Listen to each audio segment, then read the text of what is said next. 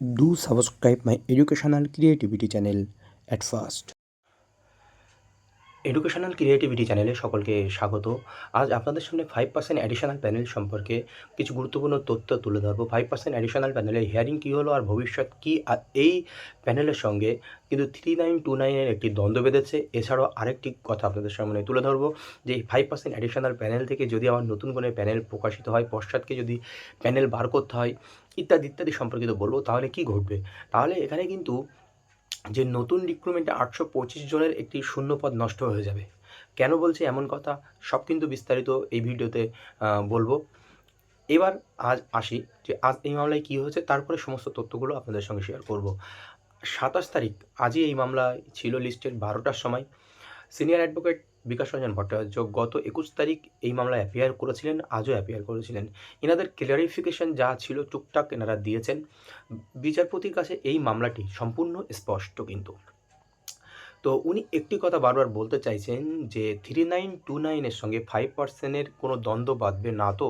কারণ 3929 যেখানে আলী হাসান মণ্ডলের মামলা সুপ্রিম কোর্টে বাতিল হয়ে গেছে যে 3929 থেকে কোনো নিয়োগ চলবে না, কারণ এর প্যানেল এক্সপায়ার হয়ে গেছে। কিন্তু 2023 সালে প্যানেল প্রকাশিত হয়। নিয়োগ হওয়ার পরে এরকম একটি ব্যাপারও আমরা জানতে পাচ্ছি। তার জন্য কিন্তু এখানে যারা মামলাকারী পিটিশনার ছিলেন তাদের পক্ষে সেই অর্ডারটি কিন্তু একটা পছন্দ হয়নি বলাই যেতে পারে। তো এখন এই যে দ্বন্দ্বটা দাঁড়িয়েছে, তো এখানে বলা যেতে পারে 16,500 মূল প্যানেলের সঙ্গে 5% বা 3929 দ্বন্দ্ব হওয়ার কথা নয়। কারণটি এমনটি হতে পারে, কারণ 3929 যেটা ছিল 16,500 এর মূল প্যানেল থেকে নিয়োগ। তো এখানে 5% প্যানেল এক্সপায়ার হওয়ার কথাটি মেরিটই থাকছে না, কারণ 5% প্যানেল তো প্রকাশই করেনি, তাহলে এর আবার এক্সপায়ার কিসের। এটা কিন্তু একটা বড় পয়েন্ট। বিচারপতির এই পয়েন্টটা কিন্তু অনেকটাই পছন্দই লেগেছে বলা যেতে পারে। তো এখন 5% প্যানেল কি প্রকাশিত হবে? এই মামলা পরবর্তী আবার পরের মাস মার্চ মাসে আবার রাখা হয়েছে। এই মামলার আরও বিস্তারিত শুনানি হবে। এই মামলার ভালোভাবেই দেখবেন, আপনারা অ্যাপিয়ার করছেন সিনিয়র অ্যাডভোকেট বিকাশ রঞ্জন ভট্টাচার্য। এবার বলি এই মামলার দ্বন্দ্বটা কোথায়। তো এখন এই মামলার জন্য যে 825 জনের আবার যদি মানে প্যানেল প্রকাশিত হয়, তার মানে 825 জনের প্যানেল প্রকাশিত হলেও পশ্চাৎ এখান থেকে নিয়োগ দিয়ে দিল, এমনটাও কিন্তু হবে না। কারণ এটি ডিভিশন বেঞ্চে চ্যালেঞ্জ হবে, আবার সুপ্রিম কোর্টে যাবে, আলী হাসান মণ্ডলের অর্ডার কপি দেখাবে, ইত্যাদি ইত্যাদি। কিন্তু একটাই পয়েন্ট, 5% প্যানেল তো প্রকাশিতই হয়নি, তাহলে এই মূল মামলার সঙ্গে এর সম্পর্কটা কি। 3929 ভালোভাবে যদি অ্যাপিয়ার করতে পারে পিটিশনার পক্ষে অ্যাডভোকেট বা পিটিশনাররা। তো এখন প্রশ্ন হলো এই 825 জনের প্যানেল বার হলে নতুন রিক্রুটমেন্টের ক্ষতি কেন বলছি, কারণ পশ্চাৎ তাদের অ্যাপিয়ারেন্স দিয়েছে কোর্টে বা সাবমিশন দিয়েছিল যে আমাদের প্যানেল এক্সস্টেড হয়ে গেছে, যা 3929 ছিল পরের রিক্রুটমেন্টে নিয়ে আমরা চলে গেছি। সেই পরের রিক্রুটমেন্ট কি 2022 রিক্রুটমেন্ট, যেটা সম্পন্ন হয়েছে বা হতে চলেছে। 9536 রিক্রুটমেন্ট হয়েছে, 11,756 থেকে 2100 সিট সামথিং রয়েছে। তো এইবার যদি এই রিক্রুটমেন্টটা হয়ে যায়, তাহলে বলা যেতে পারে 5% থেকে শুরু করে 3929 সব এক্সস্টেড হয়ে গেছে।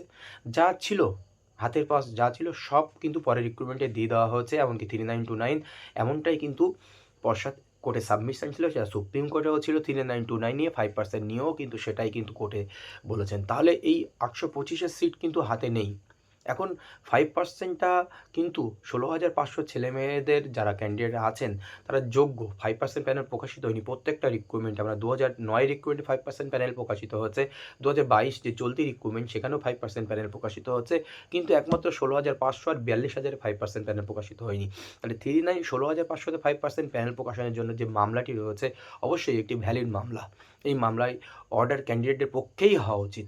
কিন্তু যদি অর্ডার হয়, এই মামলা নিয়ে ডিভিশন বেঞ্চ সুপ্রিম কোর্ট হবে, সেটা পশ্চাৎই করবে। এখানে কোনো থার্ড পার্টি হিসেবে আসতে পারবে না যে আমাদের পরের রিক্রুটমেন্টে শূন্যপাত চলে যাবে, যদি 2022 ডেটটা এখানে এসে হস্তক্ষেপ করতে চায়, তাহলে কিছুই করতে পারবে না। কারণ এটা কারোর কিছু করার নেই। যদি কোনো রকমের সিট ক্রিয়েট করে দিতে বলা হয়, যেমন মালদা, উত্তর 24 পরগনার ক্ষেত্রে হয়েছিল আগে, সুপার নিউমেরিক পোস্ট ক্রিয়েট করা, ইত্যাদি ইত্যাদি। এসএসসির ক্ষেত্রে বিভিন্ন জায়গায় আমরা কিন্তু দেখেছি ওই রকম সিট ক্রিয়েট করে কিন্তু পশ্চাৎকে আবার নিয়োগ দিতে হতে পারে। কিন্তু এই মামলার জল কিন্তু এখানেই থেমে থাকবে না, মামলার জল কিন্তু সুপ্রিম কোর্ট পর্যন্ত গড়িয়ে যাবে।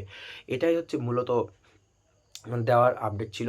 তো পরবর্তী শুনানি এই মামলার মার্চ মাসে রয়েছে। সেই মার্চ মাসে আশা করি এই মামলার একটা নিষ্পত্তি ঘটতে পারে। কিন্তু পশ্চাৎদের মানে অ্যাডভোকেটের দের দাবি ছিল যে একটাই বললাম 5% প্যানেল এক্সপায়ার হয়নি, কিন্তু পশ্চাতের দাবি আরেকটি ছিল।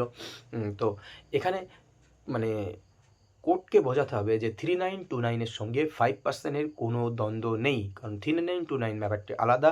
সেখানে 5% এর কোনো কথাই তুলে ধরা হয়নি 3929 এ।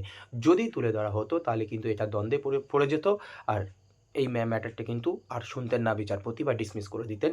এখানটায় একটি দ্বন্দ্ব বেঁধেছে। তাহলে এই দ্বন্দ্বের নিষ্পত্তি খুবই তাড়াতাড়ি হবে আশা করা যায়। যদি অ্যাডভোকেট পক্ষ থেকে বা পিটিশনারদের পক্ষ থেকে সঠিকভাবে নির্দেশনা দিয়ে তুলে ধরা হয়। এটাই ছিল আজকের আপডেট। পরবর্তী আপডেট কী আসে অবশ্যই আপনাদেরকে জানাবো। ধন্যবাদ। আজ এই পর্যন্ত।